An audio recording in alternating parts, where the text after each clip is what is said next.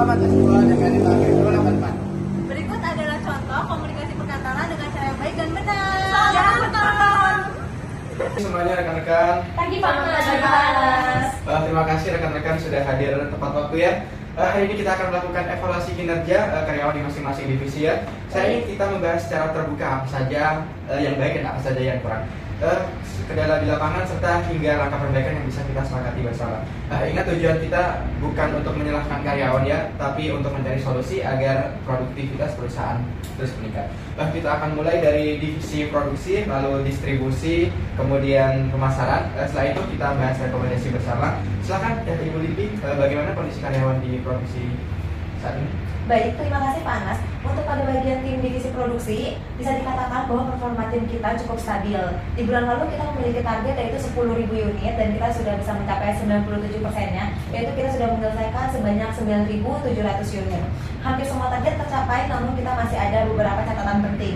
Yang pertama itu bisa dilihat ada beberapa karyawan yang suka datang terlambat sekitar 15 sampai dengan 20 menit dan itu berpengaruh sekali pada sistem kinerja yang memegang peran penting pada shift awal. Dan yang kedua, adanya karyawan baru yang masih belum bisa menguasai mesin otomatis sepenuhnya. Akibatnya, produksi di beberapa bagian masih sering terhenti karena harus dibantu oleh karyawan senior. Tapi untuk permasalahan ini, saya sudah membantu kepada supervisor untuk bisa melakukan pelatihan secara resmi yang lebih terstruktur. Dan yang ketiga, saya melihat adanya kelelahan kerja dari beberapa karyawan, khususnya karyawan yang sering lembur. Mereka memang tidak pernah untuk menolak lembur, tapi jika saya lihat kinerjanya menurun, hasil produksinya tidak sesuai dengan standar yang kita inginkan dan bisa membawakan bahaya bagi kualitas produk kita.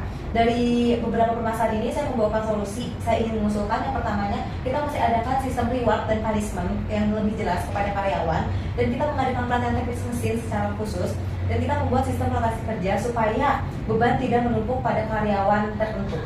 Baik, laporan yang cukup baik ya dari Bu Lipi. Saya catat 3 poin utama tadi. Yang pertama disiplin, pelatihan, dan rotasi ya.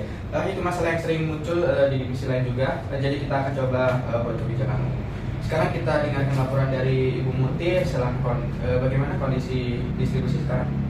Terima kasih atas waktunya Pak Anas ya. Jadi dari sisi distribusi, tim kita tuh sebenarnya sudah bekerja keras, tapi memang ada beberapa hambatan. Nah, bulan ini target kita itu pengiriman tercapai 92%, artinya ada sekitar 18% keterlambatan. Mayoritas keterlambatan itu terjadi di wilayah terpencil karena faktor cuaca dan akses jalan yang kurang baik. Nah, selain itu, saya menemukan adanya masalah koordinasi internal, misalnya di tim gudang, kadang salah seperti kayak mencatat jumlah barang yang harus dikirim, sehingga sopir truk itu membawa barang tidak sesuai dengan pesanan. Hal ini menimbulkan retur dan membuat pelanggan kecewa. Nah, dari segi individu Panas, sebagian besar karyawan gudang itu cukup rajin, tetapi ada 2 orang yang kinerjanya menurun. Mereka itu kayak lambat dalam loading barang dan sering mengeluh kelelahan.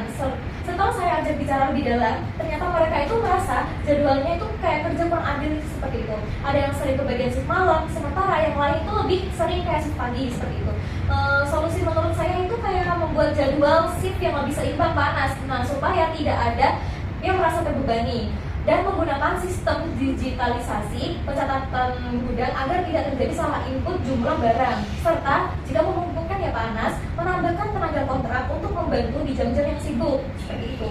Kalau boleh menambahkan Ibu Muti, saya sepakat dengan usulan digitalisasi karena dari sisi pemasaran, keluhan pelanggan yang paling sering saya terima adalah keterlambatan pengiriman. Padahal tim pemasaran sudah berusaha meyakinkan konsumen, tapi kalau barang telat datang, citra perusahaan jadi turun Pak Anas. Jadi memang distribusi dan pemasaran ini saling terkait erat. Baik, terima kasih rekan-rekan ya. Betul sekali, saya lihat tuh masalah distribusi itu memang berdampak langsung ya pemasaran. Nah sekarang Ibu Asya, bagaimana laporan dari tim pemasaran sendiri? Baik Pak Anas, tim pemasaran bulan lalu berhasil meningkatkan penjualan sebesar 85% dari target, naik 7% dibanding bulan sebelumnya. Jadi ada progres tapi memang belum sampai target penuh. Ada beberapa catatan evaluasi, tim pemasaran digital sudah cukup kreatif. Engagement di media sosial naik sekitar 30%.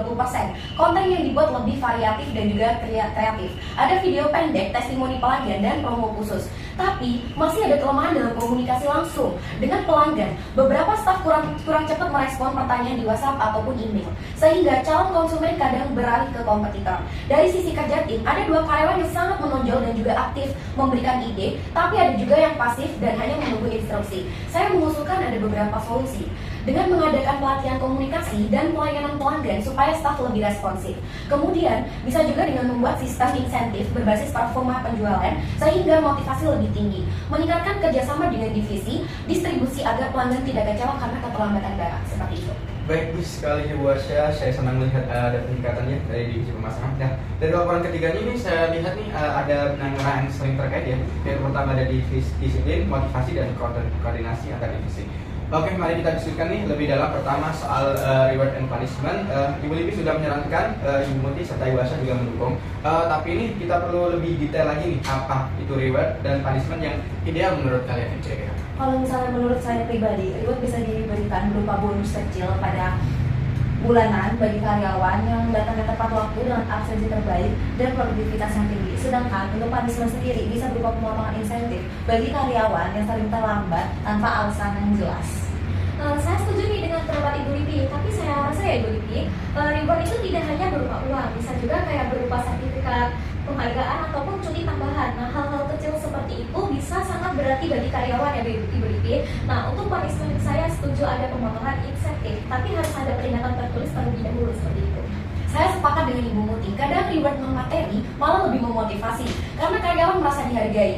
Misalnya, kita bisa mengumumkan karyawan bulan terbaik ini tuh karyawan terbaik bulan ini dan dipajang di papan pengumuman. Itu sederhana tapi bisa membangkitkan semangat kinerja karyawan. Bagus rekan-rekan sekalian, terima kasih ya.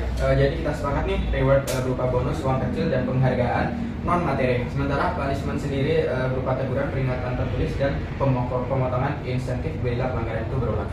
Sekarang nih soal pelatihan, Ibu Lipi minta pelatihan secara teknis, sedangkan Ibu Asya minta pelatihan secara komunikasi, dan Ibu Muti secara logistik ya. Bagaimana kalau kita buat program pelatihan lintas divisi setiap 3 bulannya? Saya setuju sekali. Dengan begitu kemampuan karyawan bisa terlihat lebih jelas dan dapat meningkat lebih dengan terstruktur. Saya juga setuju dengan pendapat Pak Anas, apalagi kalau ada pelatihan logistik modern ya, itu akan sangat membantu efisiensi distribusi. Saya sangat mendukung, bahkan kalau bisa, kita adakan pelatihan singkat sebulan sekali, minimal berupa sharing season antar divisi.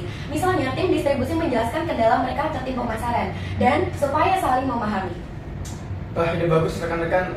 Ibu Asya, kita akan coba kombinasikan antara pelatihan nih formal tiap 3 bulan dan sharing season antar divisi tiap bulannya. Sekarang permasalahan terakhir yaitu pembagian kerja nih. Ibu Muti tadi itu menyebutkan kan ada ketidakadilan ya di bagian gudang. Kira-kira apa solusinya jangka panjang selain penambahan tenaga kontrak? Baik Pak Anas, saya rasa kita itu perlu sistem rotasi shift otomatis. Jadi setiap orang mendapat jadwal yang seimbang. Tidak ada yang selalu dapat shift malam. Ini tuh kita bisa atur dengan software manajemen shift sederhana. Baik Ibu Muti, apa yang dimaksud dengan software manajemen shift dan bagaimana cara penggunaannya? Apakah itu akan bisa mempersulit karyawan?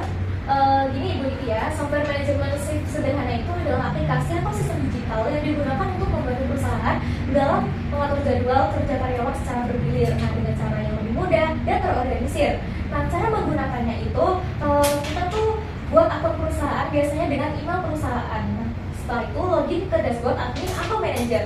Masukkan nama jabatan seperti kadir data karyawan. Nah, beberapa software itu memungkinkan impor data dari Excel itu agar lebih cepat seperti itu. Tentukan periode jadwal harian, mingguan atau bulanan. Pilih karyawan sesuai kebutuhan shift pagi, siang atau malam, atau durasi jam kerja sesuai aturan perusahaan.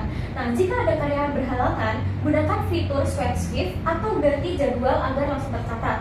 Pastikan persetujuan juga dari manajer jika diperlukan beli seperti itu. Oke, baik Ibu Muti, terima kasih. Kalau misalnya untuk pada bagian tim produksi sendiri, kami juga sudah menerapkan sistem rotasi dan itu cukup adil bagi karyawan dan karyawan juga bisa lebih menerima. Jadi saya rasa ide Ibu Muti bisa diterapkan. Saya mendukung karena kalau karyawan merasa jadwal adil, mereka juga akan lebih loyal terhadap perusahaan. Baik, terima kasih rekan-rekan. Kita langsung saja implementasikan ini mengenai rotasi shift dengan sistem digital ya. Untuk menutup rapat kali ini, saya ingin menegaskan kembali ya. Yang pertama, ada reward and punishment akan segera dibuat oleh HRD. Yang kedua, program pelatihan lintas divisi akan berjalan tiap 3 bulan, ditambah dengan sharing season tiap bulannya. Kemudian ada rotasi shift otomatis akan diterapkan untuk distribusi dan produksi. Yang keempat, insentif berbasis performa akan dirancang untuk pemasaran. Kira-kira rekan-rekan apakah ada yang perlu ditambahkan? Saya ingin menambahkan Pak Anas, mungkin kita juga perlu mengadakan evaluasi mingguan antar supervisor supaya masalah bisa cepat terdeteksi. Nah, saya setuju nih dengan pendapat Ibu Liti, dan kalau bisa laporan distribusi itu dikirim juga ke tim perusahaan setiap minggu. Nah, agar mereka tahu kondisi lapangan itu seperti apa, seperti itu. Saya sangat setuju. Dengan begitu, tidak ada lagi miskomunikasi antar divisi. Bagus, saya suka. Jadi kita tambahkan juga ya evaluasi mingguan antar supervisor. Baiklah kalau begitu, kalau tidak ada yang perlu ditambahkan lagi, rapat ini saya tutup. Terima kasih atas masukan dan kerja keras kalian semua. Mari kita wujudkan perusahaan ini yang lebih solid. Terima kasih.